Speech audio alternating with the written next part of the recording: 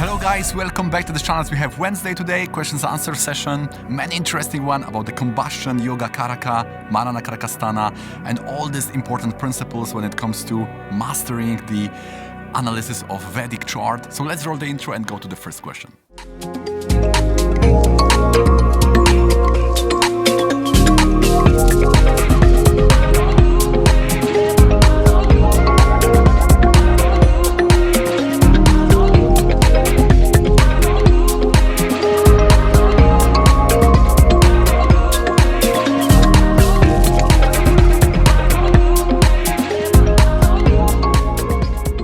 So the first question is about will benefic planets give malefic results when combust?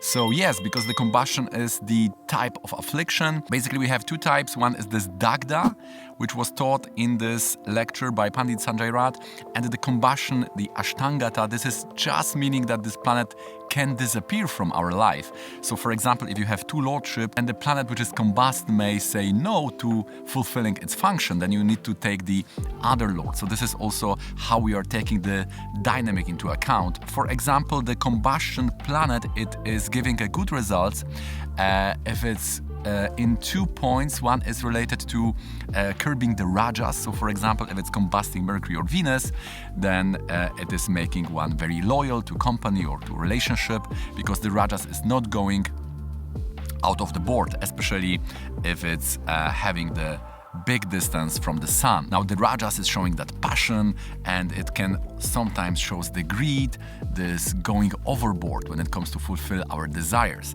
So this combustion of the sun is keeping these tendencies into check. When it comes to Venus, this may be all about relationship and going to some kind of affairs. When it comes to Mercury, this is also showing this greed. So like I said, when Venus and Mercury are far away from the sun, then it's giving that high raja. So when it comes to timing, then whenever the sun will be activated, therefore we say that this natural age of planet is 50. So this is the time when we can expect this combustion going to happen.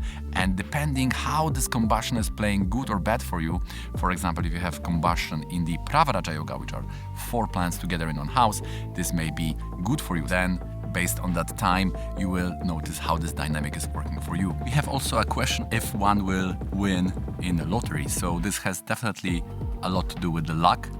So if you have found the points which are related to earning wealth in the chart, then they have to be influenced with the 9th Lord and Jupiter. So what you can do is go to astrodata.com and you can find there is the tag or directory or some category to find the lottery winners, and you can find those people how their 9th house is accentuated in the chart. Also the 5th house can be there because it's like Bhavat Bhavan, the Purva Punya from the past life, as explained in the crux of Vedic astrology. So this 5th and 9th and Jupiter, they have a lot to do with the luck. So this is whenever the 9th house is influenced, this is the external factor coming into play. And now, of course, the amount. So if it's a big money, then you also need to have some big dana yogas in the chart. There needs to be the exaltation, debilitation, atmakaraka, and all these yogas we were also explained.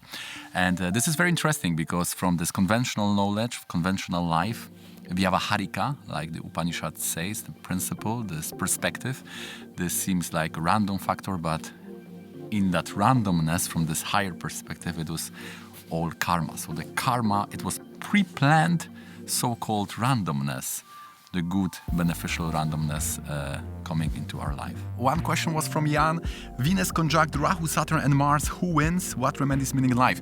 So when it comes to Venus conjunction, it is showing our attitude towards the marriage. So normally when the Vayu grahas like Saturn and Rahu are there, this may show some kind of coldness, which may also be kind of experience, which then translates into the attitude of some kind of maybe catastrophizing and maybe into being more precautious, and it's maybe more hard to ignite the emotions. By the way, the yoga for emotions is always seeing the Titesha in the chart.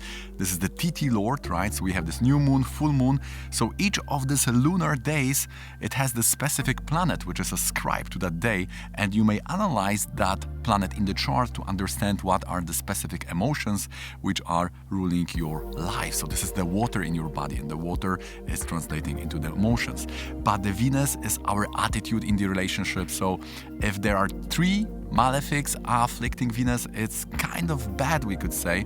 And to remedy such a Venus, we would need to go to the Mahavidya of Venus, which would be Kamaladevi or Kamalatmika. So whenever there are more than 2 malefics afflicting a graha, then the remedy would be the Mahavidya. Always when we want to analyze any area of life in Vedic astrology, we need to go to the Bhava Bhavesha Karaka principle, which is the house, lord, and the Karaka. For example, if you want to see relationships, then it's always 7th house, 7th lord, and the Venus. And then if we got this first picture, we can go to Upapada, Titi, Darakaraka, Navamsha, and higher or more advanced principles when it comes to analyzing the married life. Okay guys, if you like this video so far, please don't forget to click the like button. You are helping me with this YouTube algorithm to make it more visible on this platform so more people can benefit from this beautiful knowledge of Vedic science. Please subscribe if you like to get notification about similar videos in the future. And now let's go back to this video. We also had the question about the Yoga Karaka in the Marana Karakastana. So this is the rephrasing of another question,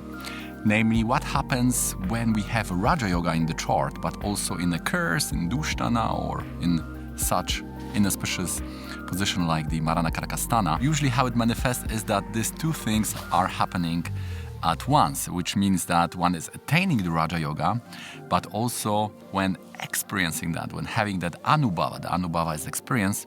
So the Avashta is always showing the Anubhava, what is the experience, and the Yoga, the lordships will show what is happening in the more objective way. So if you have Raja Yoga, the Yoga Karaka is the planet which can single-handedly give Raja Yoga. For Leo, it's Mars, because it's loading the Trikona and Kendra. Kendra is 1st, 4th, 7th, and 10th, and Trikona is 5th and 9th. So, for example, if you are Leo ascendant, then you have in the 4th house Scorpion, and 9th house you have Aries. So Mars is loading both 4th and 9th. So the Mars is very high vote for you when it comes to getting the status, achievement, and success. So therefore we say that the dasha of Mars, planets which are aspecting, activating in any manner, that Mars will give you very good time, very successful time.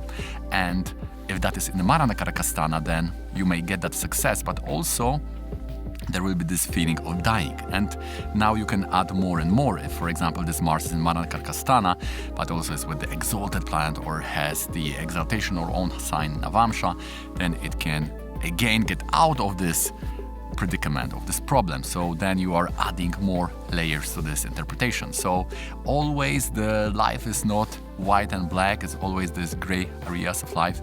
So basically whatever is in the yoga, it will layer up and it will add to this full configuration of the prediction. All right, let's go further with the question. We have one from Andres Amoro. Use of Navataras in dashas and natural karakas of Navataras. Also how to understand better Dashapati when the Dasha Lord becomes a temporary Janma Nakshatra. I would have to think about that more. The Navataras basically are, this is the Nakshatra system. So you are counting from your Janma Nakshatra. For example, you were born in 22 Nakshatra, in the Shravana like me, so this is the moon. So there's a special system which is based on this distance from the Janma. So you have Janma, then you have Sampad, then you have Vipad, then you have Kshema, and then you have Pratyak. So this first, third, 5, 7, they are not so good. So this is also very interesting because this distance Sanjay Ji has extrapolated through all the taras. So for example, in the text we are also reading that the 25th nakshatra is the Manasa nakshatra, which is showing your mind. So you can calculate the ascendant nakshatra. Like for example, it's Ardra, and I'm always counting on the hands. For example, the Ardra is loaded by Rahu. Rahu is 6, so it's 6, 5, 4, 3, 2. So 2 is Bharani. So if you have anything in the Bharani, if your Lagna ascendant is in Ardra, then it is in the Manasa nakshatra. So this is very much influencing your mind. So this is extrapolation of this Navatara system. Normally, therefore, say that the first, third, 5, 7th, these dashas also, they are negative, right? But you need to take that into perspective that this is something also very general. And all these taras, they also have some meaning. Like for example, you have Mitra, which is your friend, Ati Mitra, which is your very special friend, which can be your guru also. I must say that I don't understand this question fully. How to understand better the Dashapati when the Dasha Lord becomes a temporary Janma Nakshatra. There is, I think, this is some specific system from maybe other tradition. Maybe this is the Krishnamurti system, right? We also have a question from Swapnil Das, which mantras to do to purify sins? So there is a specific mantra for Shiva, for this atonement of sin, if you have done something wrong.